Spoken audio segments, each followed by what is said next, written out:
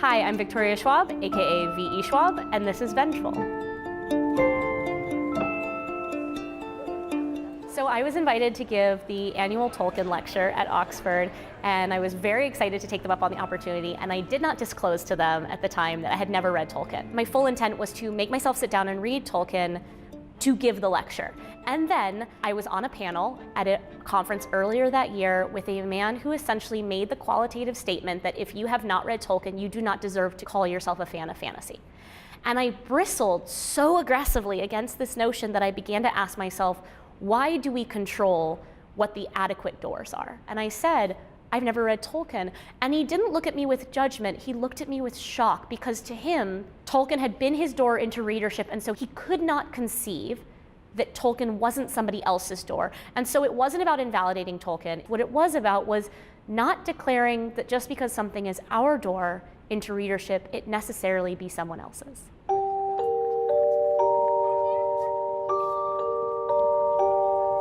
This is the sequel to Vicious 5 years later. Was it hard to get back into the story for you? Vicious was designed to stand alone for as long as possible because it was my first adult novel and we had no idea how it would do. About 2 years after Vicious came out, I was informed that I could write a sequel to it. And so by the time I sat down to write Vengeful, not only had 4 years passed, but A Conjuring of Light had come out. And A Conjuring of Light was my series finale for the Shades of Magic series and was my best received book. So I had this 4-year-long growing cult for Vicious and all of these expectations from the Shades of Magic readers, and it was a really paralyzing situation to be put in because I felt like no matter what I did, my risk of disappointing someone was so high. I got in my own way. I was my hardest critic about this. I struggled with it a lot, and actually I ended up rewriting the entire book from scratch. You have a knack for villains. I'm really interested in how not only you build your villains, but you build your female villains. I don't believe in black and white hero and villainy. What I do believe in is that most of us are cast in shades of gray.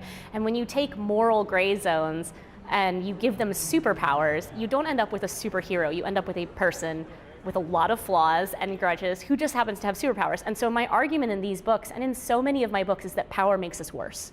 Power takes all of our flaws, all of our idiosyncrasies and pettiness and all of the things we wish we could act on, and it gives us the ability to do it. Thank you so much for being here. This has been wonderful. I really, really appreciate it. Thank you.